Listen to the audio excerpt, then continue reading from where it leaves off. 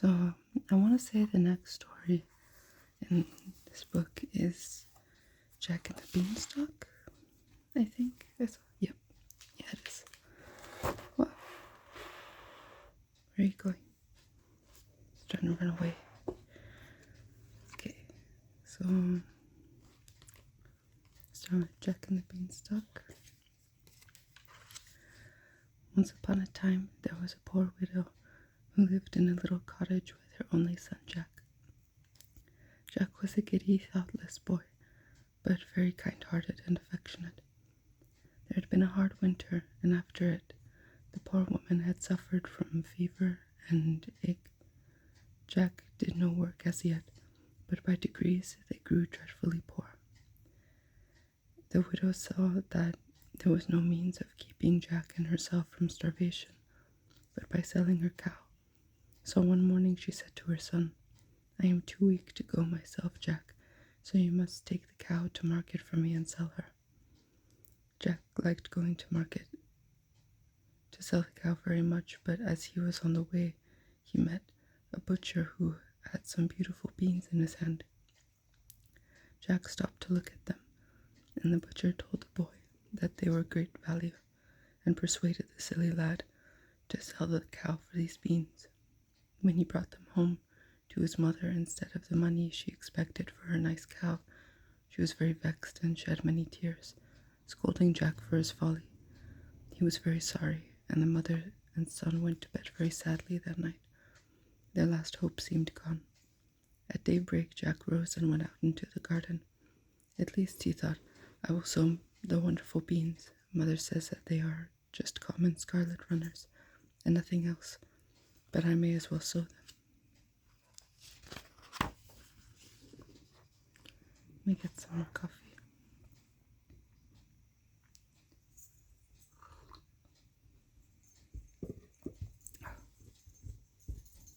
Gotta wait for him to sit. Also knock over things. So he took a piece of stick and made some holes in the ground and put in the beans. That day they had very little dinner and went sadly to bed, knowing that for the next day there would be none, and Jack, unable to sleep from grief and vexation, got up at day dawn and went out into the garden. What was his amazement to find that the beans had grown up in the night and climbed up and up until they covered the high cliff that sheltered the cottage and disappeared above it.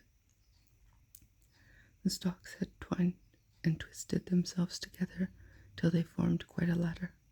It would be easy to climb it, thought Jack, and having thought of the experiment, he at once resolved to carry it out, for Jack was a good climber. However, after his late mistake about the cow, he thought he had better consult his mother first. So Jack called his mother, and they both gazed in silent wonder at the beanstalk, which was not only of great height, but was thick enough to bear Jack's weight. "I wonder where it ends," said Jack to his mother. "I think I will climb up and see." His mother wished him not to venture up in this strange ladder, but Jack coaxed her to give her consent to the attempt, for he was certain there must be something wonderful in the beanstalk. So at last she yielded to his wishes. Jack instantly began to climb, and went up and up on the ladder-like beam, till everything he had left behind him, the cottage, the village, and even the tall church tower, looked quite little, and still he could not see the top of the beanstalk. Jack felt a little tired, and thought for a moment that he would go back again, but he was a very persevering boy, and he knew that the way to succeed in anything is to not give up. So, after resting for a moment, he went on. After climbing higher and higher, till he grew afraid to look down, in fear he should be giddy, Jack at last reached the top of the beanstalk, and found himself in a beautiful country, finely wooded, with beautiful meadows covered with sheep. A crystal stream ran through the pastures. Not far from the place he had cut off the beanstalk stood a fine strong castle. Jack wondered very much that he had never heard or seen of this castle before. But when he reflected on the subject, he saw that it was as much separated from the village by the perpendicular rock on which it stood as if it were in another land. And I get some more coffee.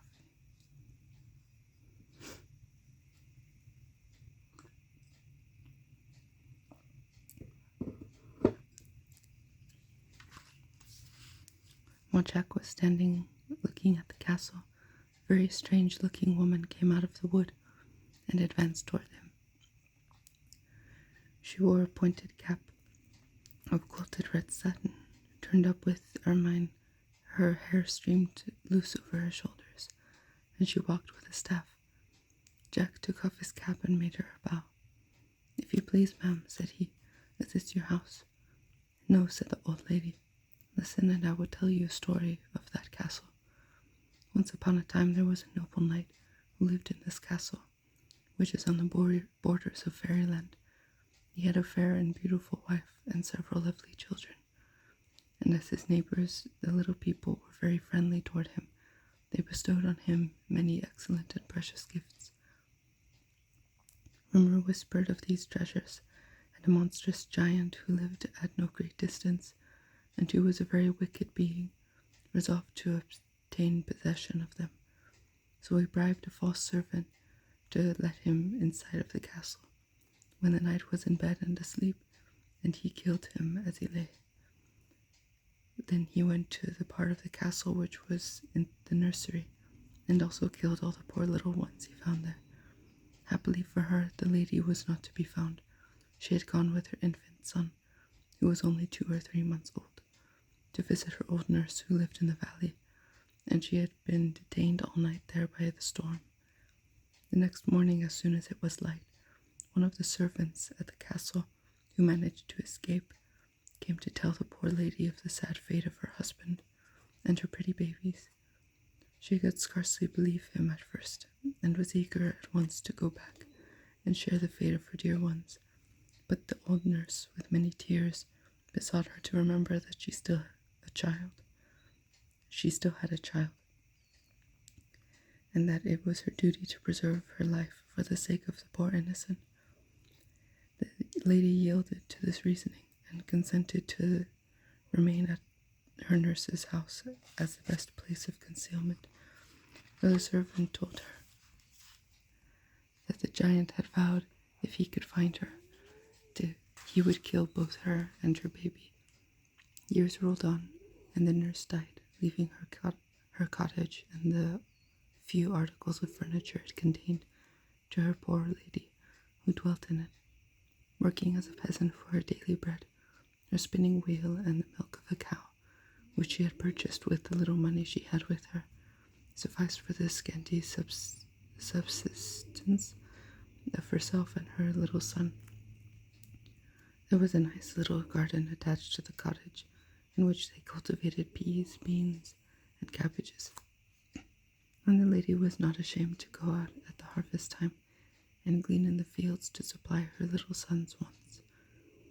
"Jack, that poor lady is your mother. This castle was once your father's and must again be yours." Jack uttered a cry of surprise. "My mother! Oh, madam, what ought I do? My poor father, my dear mother." "Your duty requires you to win it back for your mother, but the task is a very difficult one, and full of peril, Jack. Have you the courage to undertake it?" "I fear nothing when I am doing right," said Jack. "Then," said the lady in the red cap, "you are one of those who slay giants. You must get into the castle, and, if possible, possess yourself of a hen that lays golden eggs, and a harp that talks. Remember, all the giant possesses is really yours." As she ceased speaking, the lady of the red hat suddenly disappeared, and of course Jack knew she was a fairy. Jack determined at once to attempt this adventure, so he advanced and blew the horn which hung at the castle portal. The door was opened in a minute or two by a frightful giantess, with one great eye in the middle of her forehead. As soon as Jack saw her, he turned to run away, but she caught him and dragged him into the castle. "Ho, ho," she laughed terribly. "You didn't expect to see me here. That is clear. No, I shan't let you go again. I am weary of my life, and I'm so overworked, and I don't see why I should not have a page as well as other ladies. And you shall be my boy. You shall clean the knives and black the boots and make the fires and help me generally when the giant is out.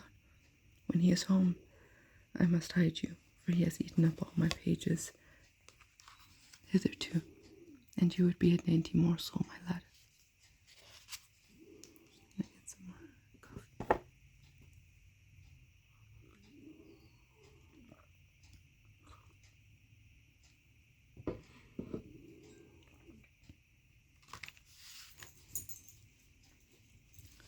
When she spoke, she dragged Jack right into the castle. The poor boy was very much frightened, as I am sure you and I would have been in his place. But he remembered that fear disgraces a man, so he struggled to be brave and make the best of things. I am quite ready to help you, and do all I can to serve you, madam, he said. Only I beg you will be good enough to hide me from your husband, for I should not like to be eaten at all. That's a good boy, said the giantess, nodding her head. It is lucky for you that you did not scream out when you saw me, as the other boys who have been here did. For if you had done so, my husband would have awakened and have eaten you, as he did them, for breakfast. Come here, child, go into my wardrobe. He never ventures to open that. You will be safe there. And she opened a huge wardrobe, which stood in the great hall, and shut him into it. But the keyhole was so large that it admitted plenty of air, and he could see everything that took place through it.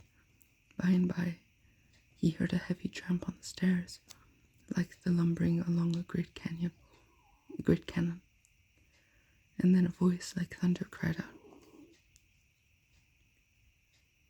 "Fee fa fee fo fum. I smell the breath of an Englishman. Let him be alive or let him be dead. I'll grant his bones to make my bread." I always thought it was fee fi fo fum. There's some extra syllables there. "Wife," cried the giant, "there is a man in the castle. Let me have him for breakfast." "You are grown old and stupid," cried the lady in her loud tones. "It is only a nice fresh steak off an elephant that I have cooked for you, which you smell. There, sit down and make a good breakfast." And she placed a huge dish before him of savory steaming meat, which greatly pleased him and made him forget his idea of an Englishman being in the castle. When he had breakfasted, he went out for a walk, and then the giantess opened the door and made Jack come out to help her. He helped her all day, and she fed him well, and when evening came, put him back in the wardrobe. The giant came in to supper. Jack watched him through the keyhole.